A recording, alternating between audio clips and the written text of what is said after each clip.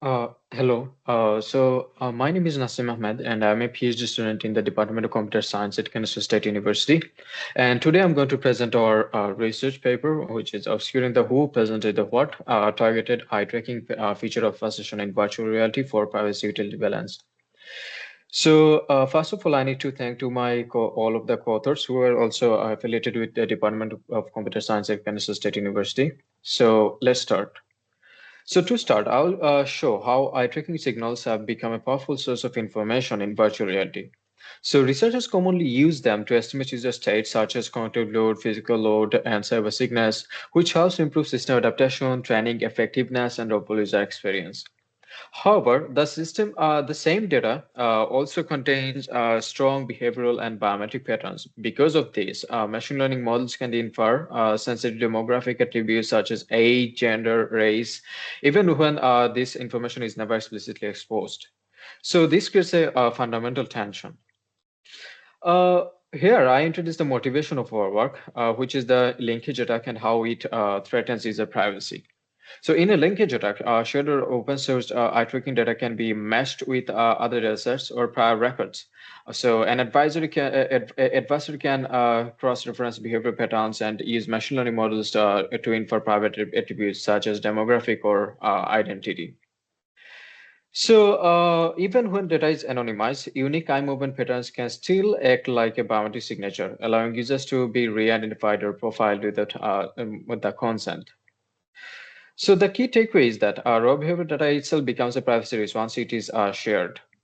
This motivates the need for strong privacy preservation mechanisms, specifically for design for VR data. So, however, protecting privacy introduces another challenge because privacy and utility are tightly connected in this type of data. Many eye tracking features have dual roles, like they're useful for predictive user states, like for the utility task, and also they expose the privacy, like the demographic attributes. So the key question is, can we protect only the sensitive information while preserving what is needed for prediction? So in next slide, I will discuss the limitations of existing methods. So most privacy methods, like the differential, local differential privacy, so add uniform noise across the dataset. But this causes three issues. First of all, not all features are equally sensitive. Second, a noise can destroy useful signals. And third, and sensitive attributes may still be inferred. So uniform noise either harms utility or fails to fully protect privacy. So this motivates the need for a smarter task or prediction mechanism. So next slide, I'll briefly discuss related works. In this research, researcher basically explored like cross-domain and in-domain gender identification from VR eye tracking data. But there was no privacy defense mechanism there described or discussed in this research. They just identified the gender from the in-domain and cross-domain settings from the VRI tracking data. So similar privacy results is in other, like if I'm talking about those demographic features. So not only that demographic features, also like for people also explored like the membership inference, but with some novel techniques. So let's see. In this research, which is a private excerpt, so they basically used explainable AI with differential privacy to reduce risks such as membership inference, but they didn't consider users' demographics. So other research focuses on privacy preserving eye tracking dataset using k-anonymity or synthetic gaze generation, but mostly in control settings without a strong adversarial evaluations. So overall, existing approaches either rely on uniform noise or lack demographic consideration. So this motivates the need for a more robust and task-aware privacy framework, which basically leads to our approach. So let's explain our proposed methodology. So here you can see our proposed methodology has four different stages. So in the first stage, you have the noise injection. So in the noise injection stage, so where we add control noise to mask the original signal distribution. In the second, so we in the second stage, so we apply the temporal sequence randomization, which disrupts temporal patterns such as smooth parsed movements. And the third stage, which is feature corruption, so where features are projected into static outlier ranges to reduce their informativeness. And finally, the fourth stage, which is normalization scrambling, which applies scaling and offsets to further obscure the signals. So each stage progressively reduces demographic information while maintaining task relevant patterns. So one question is arising to your mind that are we applying to all of the features? No, we are not applying through all of the features like the uniform differential privacy mechanism. Instead, what we are doing, so based on a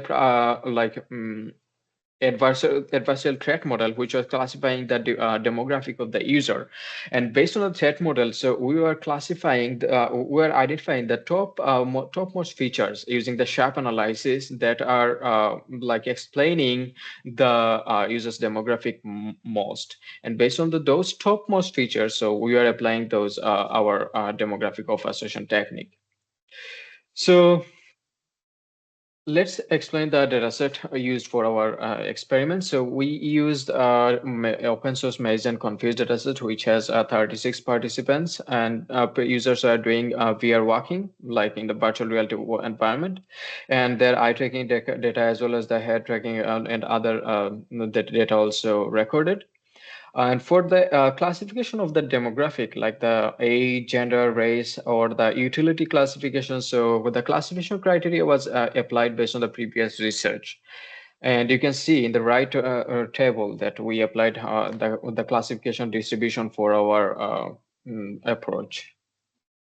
Okay, so let me show you. Before applying any kind of privacy mechanism, so we first measured how well demographic attributes and user state can be predicted from raw data.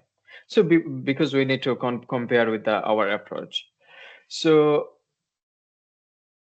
here you can see the results for the demographic attributes can be inferred with very high accuracy from eye tracking data alone for the raw classification task without any kind of obfuscation techniques.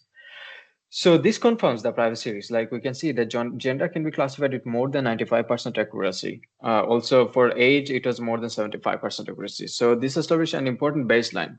So now to understand which features contribute most to demographic inference, so we perform feature importance analysis using SHAP. So we can see here that the topmost features that are identified for each of the demographic tasks. So for age classification, for gender classification, and race classification. So one question might be arising in your mind that are we applying to all of those important features? No. So we are again did a Pareto frontier sensitivity analysis to identify to which threshold or to which criterion which you should consider for the threshold of the importance so that we can offer those features only. So based on those part of frontier sensitivity analysis, so we found that this threshold is importance threshold is 0.06, and based on that, we identified those important features when we need to do our obfuscation technique. And after applying our technique, so we found those results. So in that top table, you can see the comparison with baseline. So we implemented a epsilon DP local differential privacy baseline with different privacy budget.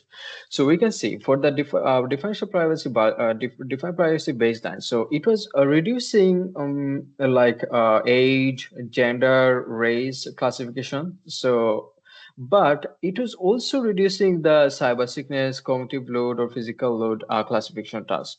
Like you can see, for the original, it was 91.7 for the physical load classification, but it reduced to 71.2 for when the privacy budget was 0.1. But it was not reducing the age classification not too much. So this is not preserving, protecting the age demographic. But in our case, so you can see in the down the chart below that our approach was not reducing the utility task a lot, like only more than roughly more than 10%. But for the demographic classification, it was reducing the class accuracy a lot. So, so this is a promising results, but while the results are promising, there are still some limitations that we acknowledge. So first of all, so our approach was not validated using any user study, no indication of user trust, and validated on a single comparatively small data set. So in the future works, we are already planned for longitudinal user studies, more diverse participants, and differential modalities conditions. So that's all about me and my lab, and thank you.